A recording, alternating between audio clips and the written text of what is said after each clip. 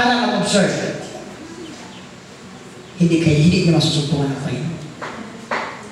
Wala si Lord doon. Kasi alam niyo ba yung observer? Pupunta tayo sa loob ng simbahan. Mag-worship tayo. Ito, yung nag-observe. Kasi ako observer din ako dati. Ano ba yan? Iiyak-iyak. Wala nang kwenta. Sa siyaw-siyaw, wala nang kwenta. Ano ba yan? Kung ano-ano naman ang mga sunta mga yan. Mabuti pa doon sa akin.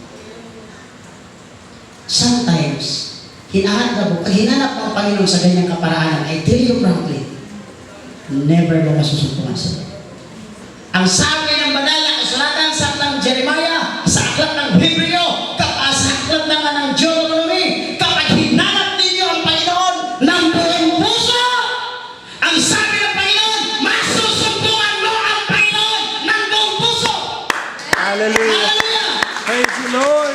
Hallelujah. Hallelujah. Pag maghanap ka sa Diyos ng buong puso, mga kapatid, sasabihin ko sa inyo totoo, sinungaling si Kristo kung hindi magpapakilala sa inyo ng Diyos. Magpapakilala siya sa inyo. Ang buong puso, hindi buong puso. Amen. Wala si Lord dito, wala. O wala. Never. Buong puso pa tawag doon. Pero pagka buong puso, grabe yun. Marugtog na pananalangin. Bisa niya nagasa kami ni Brother John. Alargon. Sabi ko, minsan one of this day, punta tayo sa prayer mountain. Ano ba yung prayer mountain? Alam mo sa prayer mountain? Meron isang cubicle doon. Doon ka manalangin, mag-isa ka doon. Sumigaw ka kung gusto mo sumigaw sa Panginoon. Humihanapin ang Panginoon doon at masusumpungan mo siya. Ang sabi ko ng Biblia, ang Panginoon, ang Diyos ay wala doon sa ibang ibayo, sa kabilang ibayo.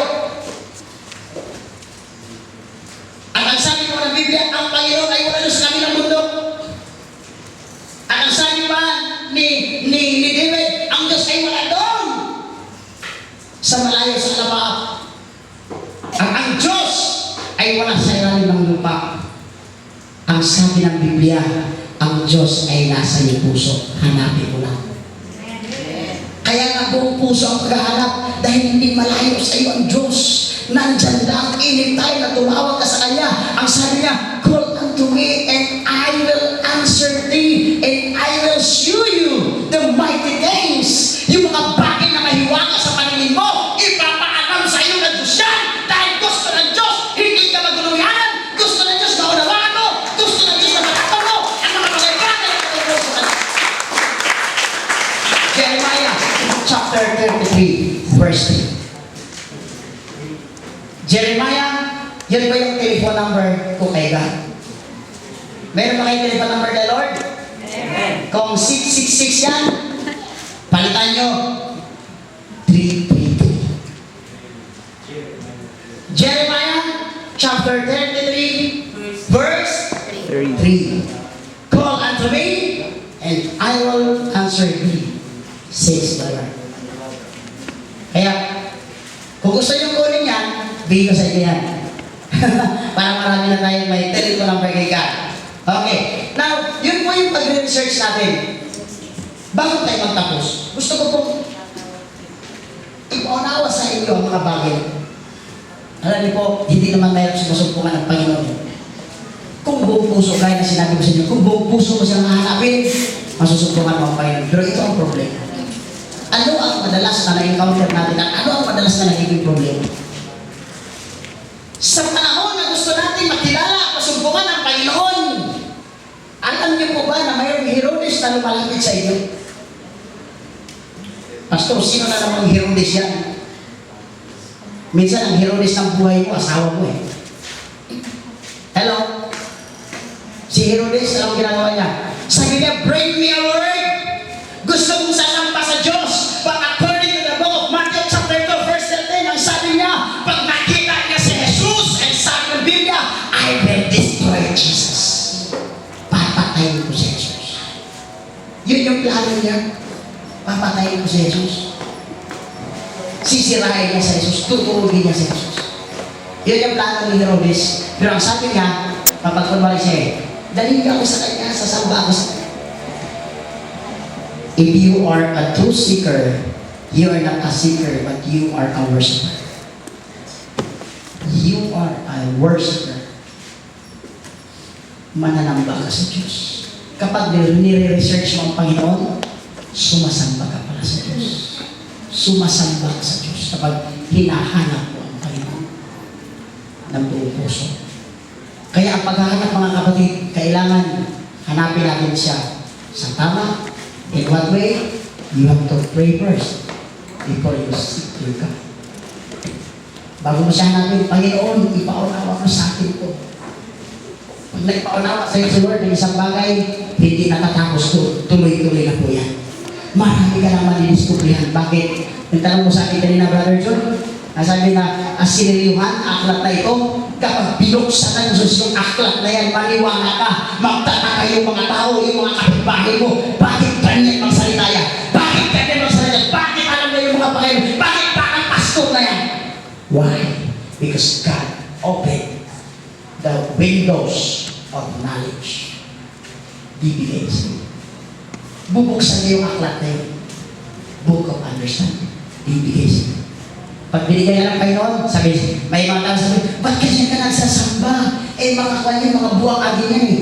Sasagutin mo, mapaparan ang mga tao na nagpustanan sa pagsunod sa Panginoon, sapagkat natawagin sila mga anak ng Diyos. Mapalad pala ako eh. Sige lang, sabi ko lang kung buhangin, huwag lang ako. Kasi, matawagin ako. Papasok ako sa kanya na. Diba? Di ba masaya yun? Masaya yun.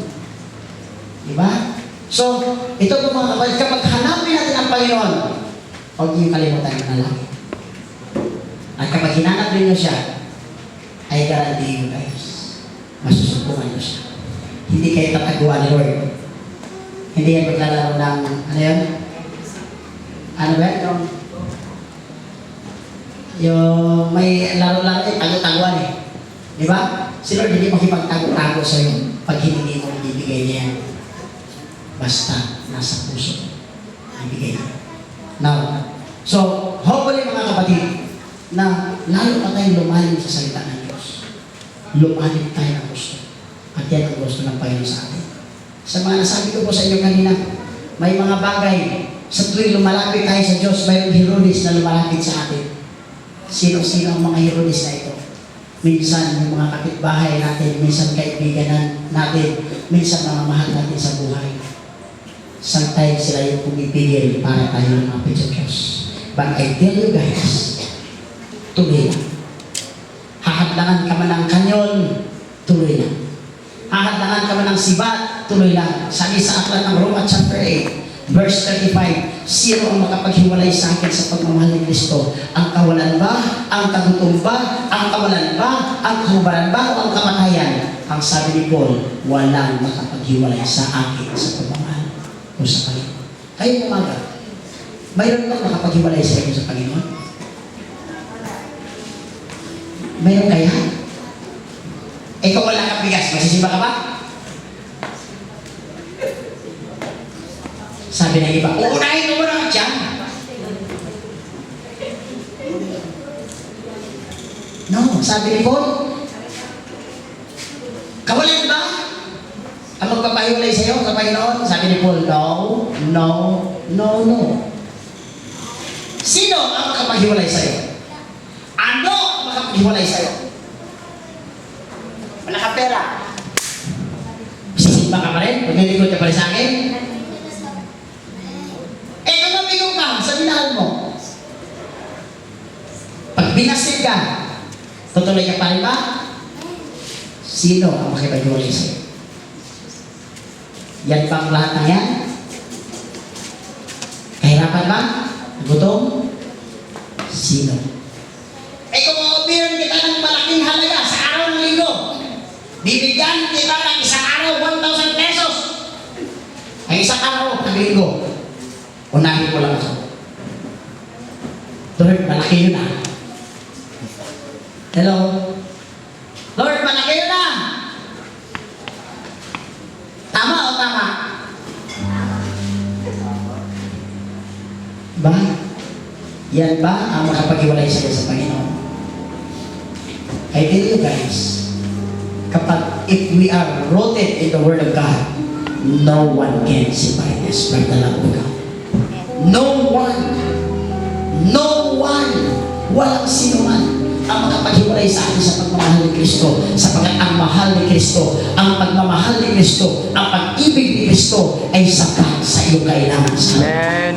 Sapat ang Diyos sa iyong mga kailangan.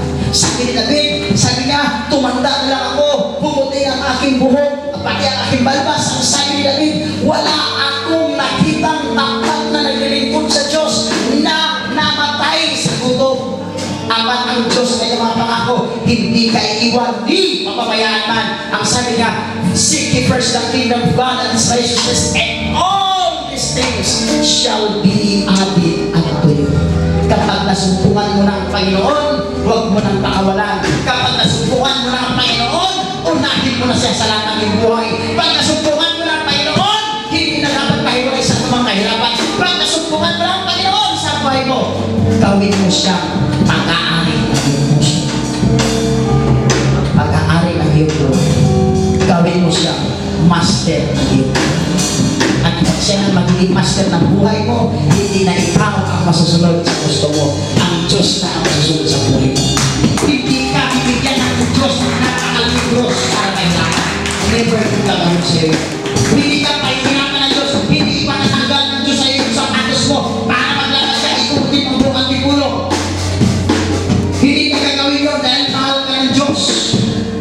Simple lang. You just say this word, I'm sorry. Patawarin mo.